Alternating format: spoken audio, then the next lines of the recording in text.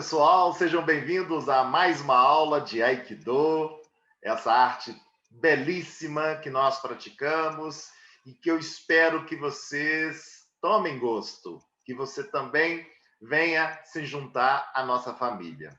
Hoje a nossa aula é talvez uma das mais especiais, mais emblemáticas, que é do nosso fundador, O-Sensei Morihei Ueshiba.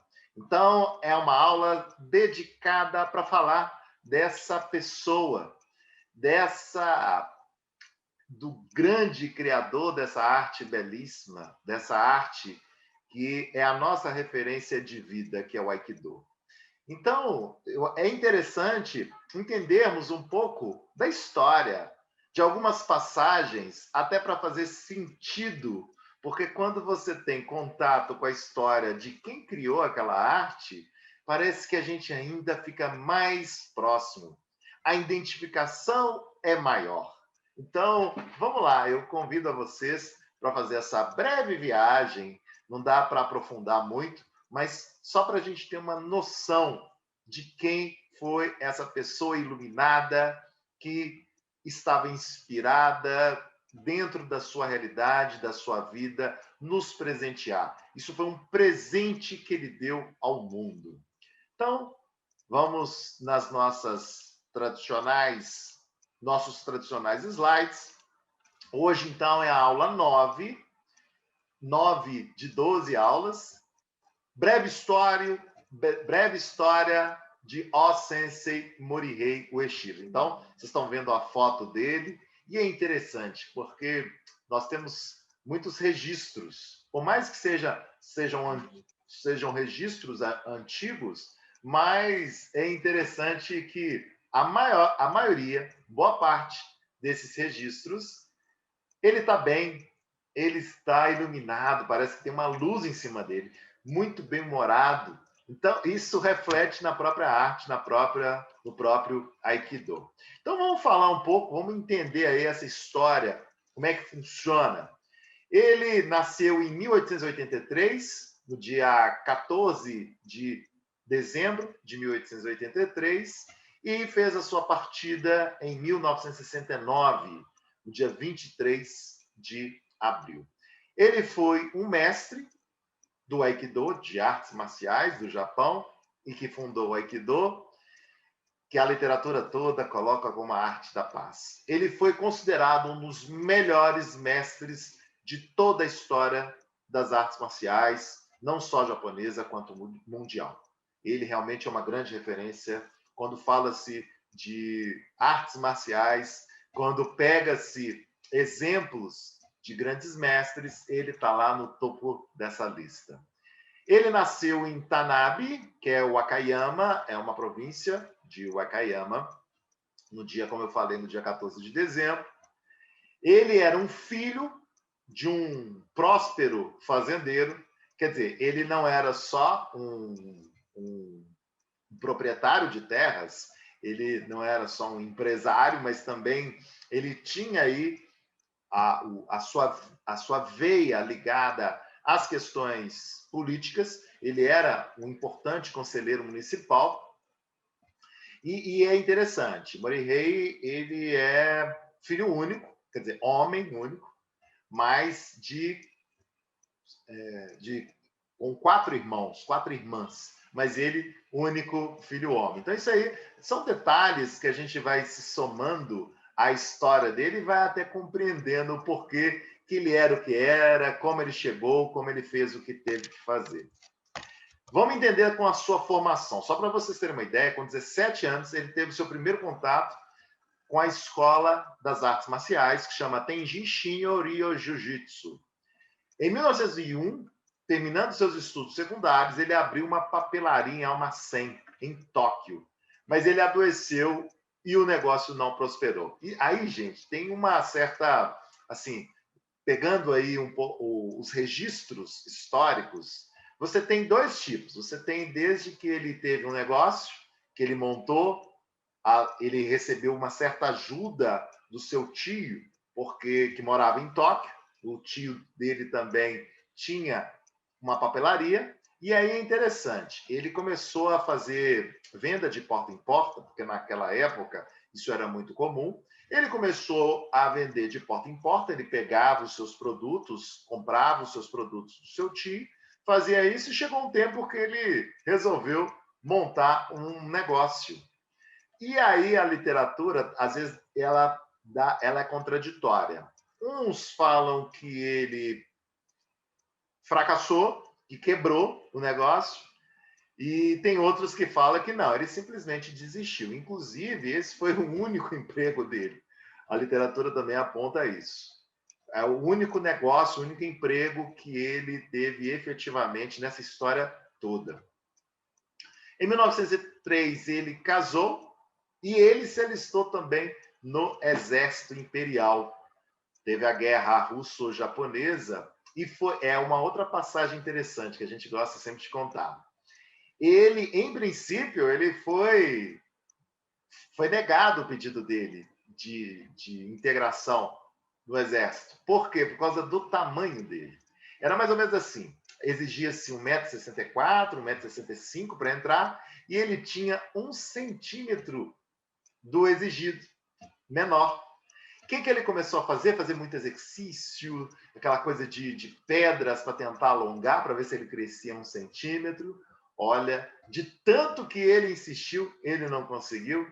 E foi uma passagem muito interessante, uma experiência que ele teve muito, muito interessante, que foi no front. Ele teve a oportunidade de entender, de utilizar, de exercitar. Ele também, ele era muito patriota. Ele queria servir ao seu país da melhor forma possível, e ele fez muito bem, ele teve um destaque muito grande com relação a isso. Então, é uma passagem interessante que a gente sempre gosta de mencionar. No que ele voltou, porque ele também é assim, com relação à saúde, os registros mostram que ele sempre teve uma saúde um pouco delicada. Ele, tanto que quando ele era mais novo, o pai dele fazia de tudo para ele fazer esportes. E Morihei, ele só queria saber de estudar, ele era muito estudioso. Ele sempre foi muito estudioso, então ele lia muito. As escolas naquela época tinham uma influência religiosa muito grande, porque as melhores escolas estavam dentro dos mosteiros. Então, ele teve aí tanto contato religioso, por isso dessa influência religiosa dele, quanto a literatura. Então ele era muito estudioso. E o pai dele, sempre tentando colocar ele para frente, queria que ele fizesse natação, ele não queria, que ele fizesse exercício. Essa questão da natação, ele, depois de um certo tempo, ele até fez, mas ele sempre teve uma saúde um pouco delicada. Ainda assim, ele conseguia superar, ele melhorava e ele se superava. Tanto que ele viveu com mais de 80 anos, que para essa geração é uma idade avançada, pela perspectiva de idade média. Então, a gente fala isso só para a gente também para fazer sentido o porquê das escolhas que ele tomava. Ele, pela história, sempre demonstrava um espírito muito livre. Ele não queria saber, por exemplo, de estar dentro de 4 paredes, num escritório, não era o perfil dele. Então, ele sempre buscava ir para a guerra, sempre buscava viajar, conhecer novos lugares, ter novas experiências. Tanto que ele, no auge de inspiração, ele criou o nosso querido Aikido.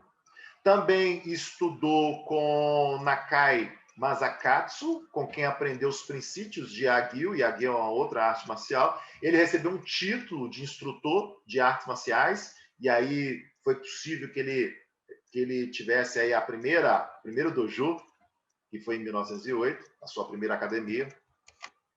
Já em 1912, ele teve uma oportunidade muito interessante, que ele juntou alguns camponeses militares, e ele seguiu para a ilha de Hokkaido, onde ele fundou um povoado. Só que era um lugar muito inóspito, era um lugar muito frio, a terra tinha uma certa dificuldade para crescer, para a agricultura, mas, enfim, de toda forma, ele ficou 7 anos lá. Ele só voltou por questões do falecimento do pai dele.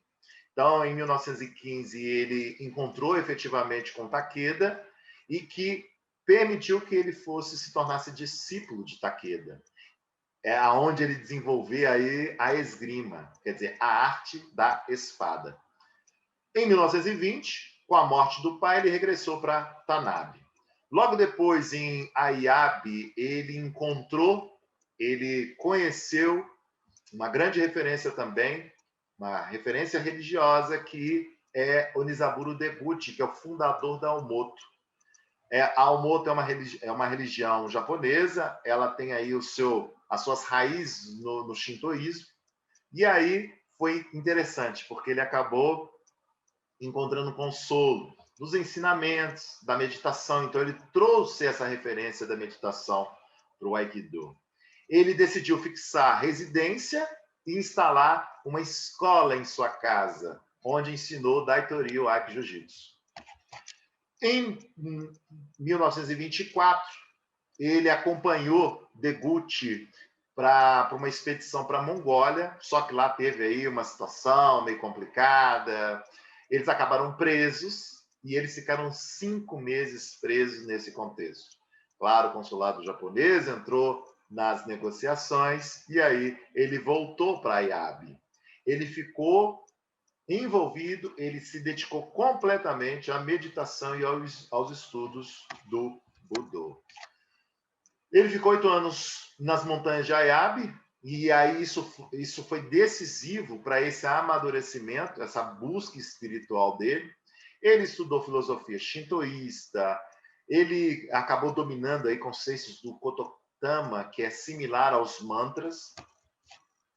No caso do Aikido, em 1995, ele foi desafiado, é uma outra passagem muito bacana, muito interessante.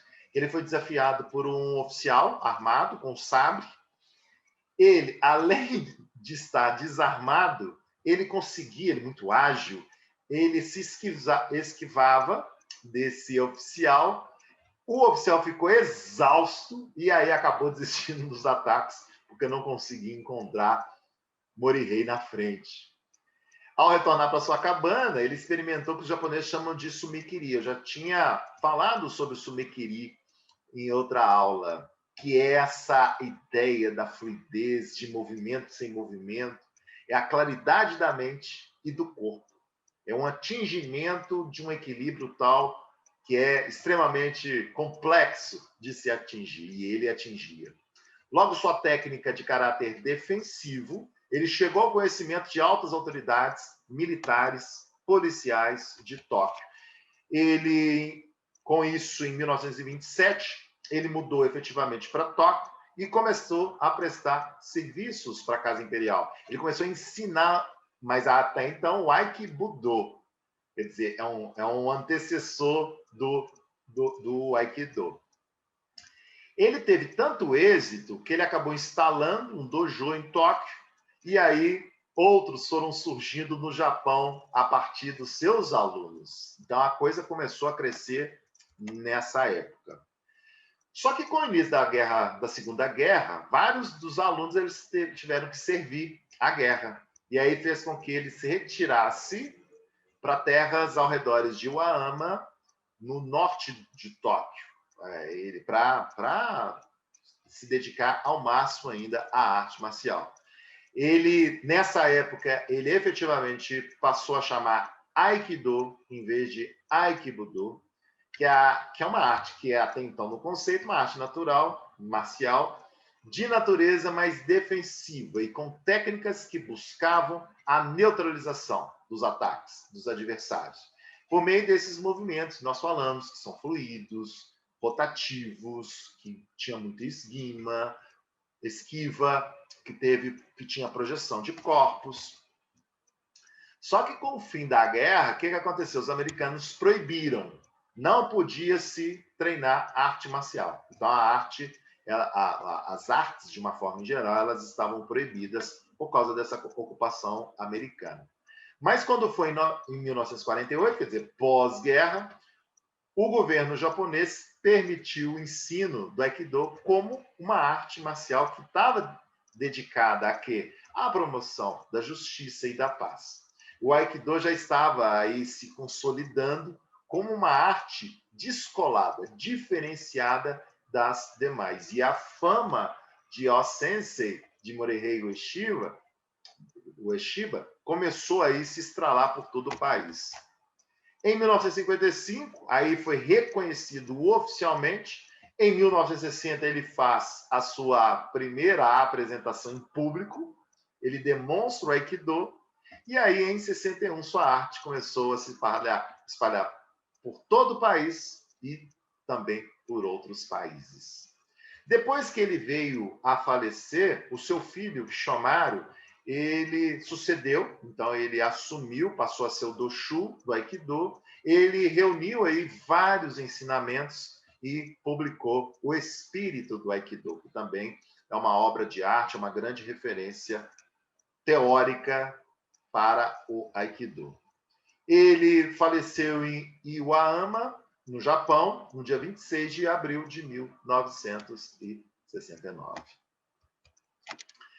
Para a gente também caminhar para os finalmente, para o fechamento, eu trouxe aqui uma que aí eu deixo para vocês decidirem se é fato ou se é fake, porque dizem aí a mitologia, vamos dizer assim, o folclore, de que o mestre Yoda, da saga Star Wars, foi inspirado na figura de Morihei Ueshiba.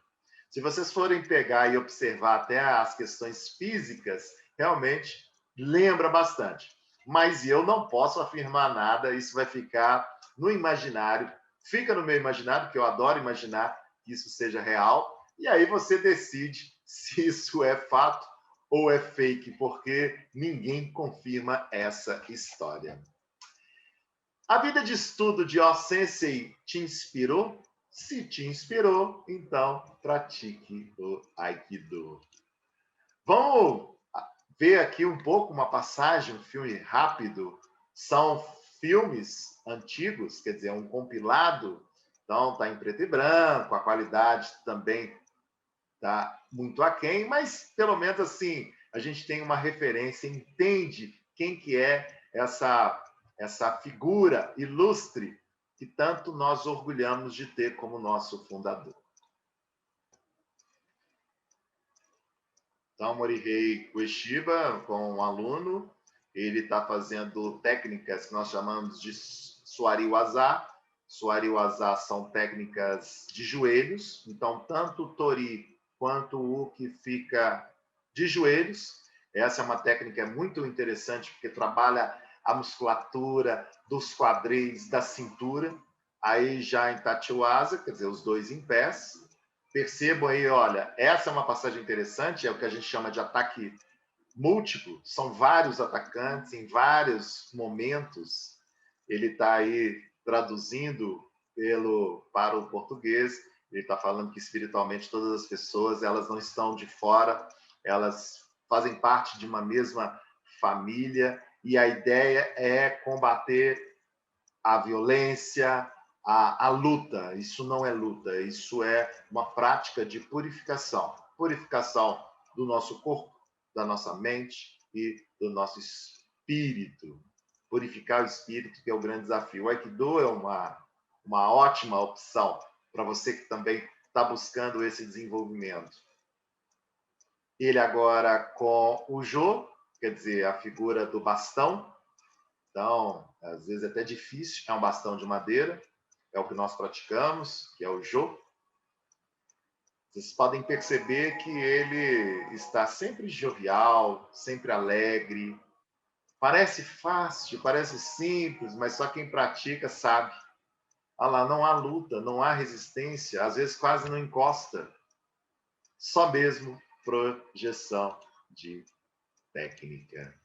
Então, pessoal, nós fechamos a nossa aula de hoje sobre um breve histórico, rapidamente, sobre a história, a vida de nosso sensei, ó sensei Morihei Ueshiba.